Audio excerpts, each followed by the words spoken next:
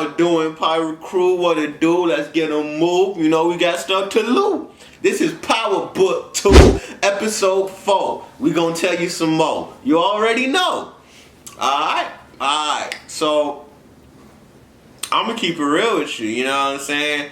I'm gonna, like, bruh, it's exactly what I predicted in my first actual Power review. Flashback. So, he's just a player. That's what Tariq is basically throughout this whole like book 2 season. He's literally just getting other females from his area. End of flashback. Probably seen from the clip that we inserted, basically like what I said. It is what it is, bruh. Simple as that. First of all, I told you Tariq was gonna go and manipulate these girls. This man, it's literally a player. Power Book 2 is literally a soap opera at this point, which is very interesting to me. You got this man over here playing the game on these females, trying to get what we need to get so we can keep moving on. Simple as that, man. It's really episode 4. I would call relations. This is what this episode is about. It's really about the relationships of all these characters and the beginning relationships that are going to start, and some of their relationships that are low-key are falling apart. You know what I'm saying? Like, for example, we got the teachers again, right? I just don't understand their relationship. You know, honestly, you know what's real? My first concern in this book is like, how is that all dynamic? How is that all dynamic really gonna like involve Tariq or any of them, basically? Like, you know what I'm saying? Like this whole side story of this teacher junk. You know what I'm saying? And honestly, I still don't know. I don't get it. You know what I mean? Like, dang near.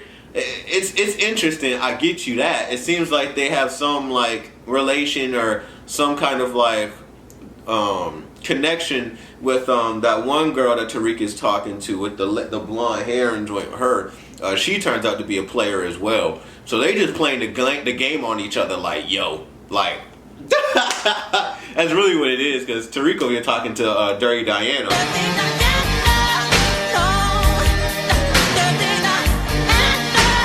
You know what I'm saying? Because she really wants to read. That's really what that junk is. That junk is crazy right now, you know what I'm saying? And the mom knows. The mom knows it. She just do not want that junk to happen, like, for real, for real. Monet really knows, but does not want that to happen, but it's gonna happen. You know what I'm saying? Tariq is just a player. Point blank, period. That's literally what this whole episode's about. We go into Tasha a little bit. Not really too much. It seems that people are watching her in the jail. You know what I'm saying? Didn't really involve Tasha too much on what's going on. We get to the OJ doctor, aka lawyer, aka method man. You know what I'm saying? Dope as hell. He basically has a plan to actually just say, you know what, this is what we're gonna do. Because Tasha can't go on Stan. I'm not putting Tariq on Stan, because they do that, then they're going down regardless. You know what I'm saying? So what I'm gonna do is I'm gonna attack the actual person accusing.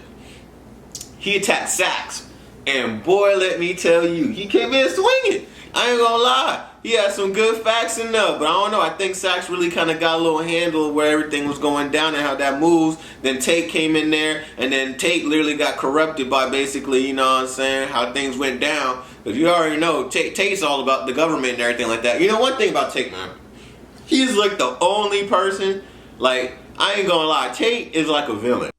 Oh, what was I laughing at now? Oh yes, that crippled Irishman. For real, right? He's the only person that won in that situation, is what I feel like, in a way. Like, from Power Book 1, he's the only one low-key that had like the extreme kind of amount of luck to actually keep the same kind of thing that he's doing right now, which is very interesting. But at the same time, it's like, even when Ghost is dead, this man is over here playing 4th level chess in heaven. Like, I don't understand. I don't believe he's dead, but some reason he has the government around his whole freaking pinky finger. Ghost is dead, sitting here playing chess still. How is he doing it? I don't know. You know what I'm saying? I don't believe he's dead though. You know what I'm saying? I'm just saying, hypothetically, this man over here is controlling the whole board just by being dead, which is crazy as hell. I'm just saying. But yeah, we get into, oh man. Alright, see, I was thinking about this. So we get into like the whole Monet family, right? Because we get into this a little bit more. The Monet family is basically discussing about how Tariq is actually going to do this system and how they're actually going to pretty much move the drugs throughout, how the product's going to work, is it safe for them, so they can actually move that stuff going down. That's one of the main like plot handles of the whole story, other than like the relations in the whole story, basically. We freaking get Tariq basically, and his other friend. You know what I'm saying? I forgot his name. But Tariq and his friend, basically the new Ghost and Tommy. That's basically what they're trying to do right here. They low-key is out here like, they dominate. They came up with the craziest plan. They also have one person outside source, almost like what you would call like, you know, Steve Jobs or something like that. That's what he calls himself basically in a way. You know what I mean? But he's kind of right, because like he's the one really supporting the money to actually do the actual app and everything that's going to happen. I don't think he knows that drugs are actually being used for the app if they go for premium and stuff like that, which is sound like a crazy plan to actually have like people order their drugs through like an app, which is disguised as like a study guide. That is fire. But at the same time, like I can see a lot of like problems with that. You know what I'm saying? Because it only takes like one person really to kind of dime them out, and that ruins the whole like app in itself. They'll be closed down real quick, and the creators of the app is very traceable back to him. So like it is a smart way to move the system, but at the same time, it's very easy to get caught. So it's very interesting on that. Monet's trying to figure out basically how he's actually doing it. She does not know that he's doing it with actually a study guide app. She basically said, yo, instead of sending Kane there, because knowing Kane, he's probably going to be explosive, go out there shooting, probably fighting. Hey, what it is, bro? You know what I'm saying? You know him. And instead of sending basically Diana, because if you send Diana there, possibly they probably going to get down in the dirty. I can already tell you that right now. Diana really feeling Tariq. You're going to send Drew. Now, what I didn't see coming with that whole scene with Drew. I didn't see that coming. I did not see that coming, partner. That came out of nowhere. Hey, but you know, we getting progressive. So, do what he do. Hey, do what he do. But you know, he took it off the bar a little bit because he wasn't really as focused, you know what I'm saying, on his actual mission, the reason to go there in the first place, which is basically talk to Tariq and see how's he doing it, how's he moving the drugs and everything like that. Couldn't figure it out. Monet's not really too bothered because she's saying he's being careful. So basically, he's doing the right thing. So if he keeps doing what he's doing, and she's testing to see if he got that junk on lock, then he should be alright. But Monet got the eye on Tariq, boy. I tell you that. Which honestly I understand, because Tariq out here, he will get you to jail fast or get you killed. I'm just saying, bro. You seen Power Book 1? Tariq was eliminated. I ain't gonna lie, homie didn't do that much. But he did a lot, which is kind of some real crossover, backhanded kind of stuff. You know what I'm saying? Which is real. I still don't know how Tariq is going to be on the field. Honestly, I don't know how Power is going to move in general now. Now that they're following this whole basis of like relationships that really kind of strive on and actually manipulates and moves kind of like the product and how it goes. Like, this is a whole different type of feel of Power than it is really relatively to the old book 1. Because in the old book 1, it was real, like actual real drug dealers that you had to mess with. You getting a lot of gunfights if you're not careful. You know what I'm saying? A lot of people get shot up. People got to actually have like some type of fighting experience to actually survive. Tariq in this book too, the way it's moving in the sense of where like he's gonna really manipulate certain people in his life that are actually going to move out and carry out his deeds. And as long as he plays careful and keen to basically those people's feelings and always have like a backup plan, he's not really going to have to get involved like that, which is very interesting to me. I don't know if we'll ever see Tariq in real confrontation. I think that's going to happen pretty soon. I believe, if I predict it now, this is a theory, I believe something's going to happen where Kane and Tariq are gonna have to box it out one good time. You know what I'm saying? I can just see that coming, because the way they playing out Kane and that whole sense of when he was with Monet, basically trying to talk to these people that's over here doing these little photo shoots and everything, doing live, acting like they SoundCloud rappers, bruh. You know what I'm saying? Kane is just really a tool. And the way he is just a minstrel of violence and pain. Like, I ain't gonna lie, Kane out here is just beating people up. Simple as that. He's all about the field work. He's literally a foot soldier. That's really what it is on that point. He don't even really like be more diplomatic. He don't have that. He more in the sense of where I'm gonna run up, shoot you down if you're not really complying. That's literally what Kane's on. So like, I can see in a way if Tariq kind of messes up, that Kane will be sent after him. And it will not be pleasant. I can tell you that right now. Because I do not know how Tariq is going to fight or anything like that. It just seems like he's more manipulative rather than kind of like, you know, hands-on. But, hey, maybe they can surprise me and we'll see what's up with that. In general, that's really about it on this show. This whole show is really about just, you know, relationships, really. People are really kind of... We're finding more key kind of relationships that may drive the plot and story throughout the whole show. And whatever happens with these relationships, if some like does not go right or go wrong, it could probably potentially affect the whole setup of where we're going right now. I think the only thing I had glossed over is basically Tariq is getting the money to the lawyer. You know what I'm saying? You know what I'm saying? OJ, aka, you know what I'm saying? You know, OJ lawyer, aka doctor, you know, aka method man. He don't give a damn. He moving out the bricks because he do this shit. You know what I'm saying? You know what I'm saying? Hey, you know what I'm saying?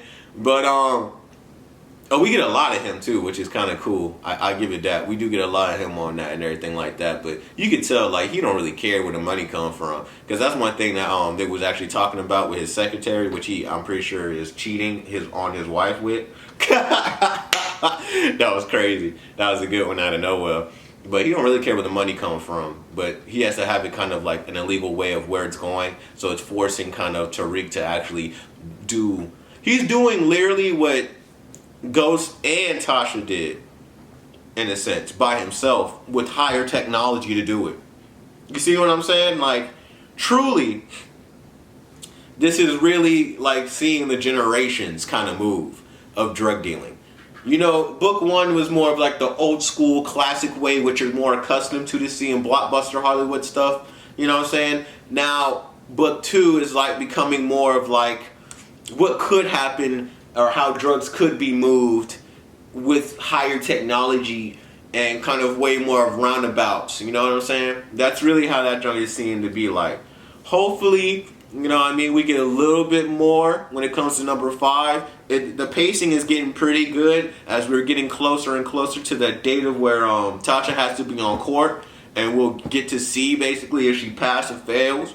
I don't know what she's going to be doing in that jail. That lady that like she gave the pill to don't seem to be complying yet or being a key factor. So I don't know fully what Tasha's trying to do. Hopefully it's something good and that's going to get her in trouble basically. And yeah, that's about it, man. Honestly, this is literally it. Book 4. Well, excuse my French, my bad. Book 2, episode 4. Low-key should be named Relations, because this is what it is. It's just about relationships in this. You know what I'm saying? It's literally just about relationships in this. Like, and we focus way more on the teachers and basically the teachers' relationships with each other rather than anything else. Which kind of confused me a little bit, because she's mad at the teacher mainly because like he's kind of a cheater in the sense of also kind of putting their relationship in public and stuff like that, which he's kind of mad because she's controlling a little bit or a little too controlling and like to kind of move a relationship or how to talk to people in her own kind of creative way, mainly because she's like an author, and I guess that's what kind of she has kind of in her mind of how she would talk and how she would move people. It's kind of crazy because even with him like messing with a student, right, she still likes him regardless. Like it makes no sense to me. I don't know why. I don't know why we focus so much upon the teachers than anything else in the whole story. I would have been a little bit more happy to focus more on Tasha. I wanted to see what Tasha's doing in jail with that whole lady right there, but we took like a little glance. All they did really with Tasha is basically show that Tariq is actually doing his thing, you know what I'm saying? Like, he's not getting caught up, not yet, but you know, we have him on watch, basically, and that's it.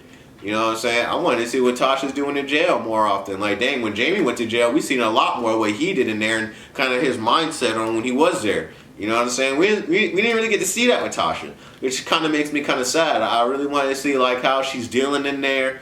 Can she like start her own kind of little business in the actual jail? The way she's kind of moving. Hopefully, we'll get more on how Tasha's doing in jail rather than like her trying to prevent from going or staying longer in there or deceasing because they're probably gonna give her the needle.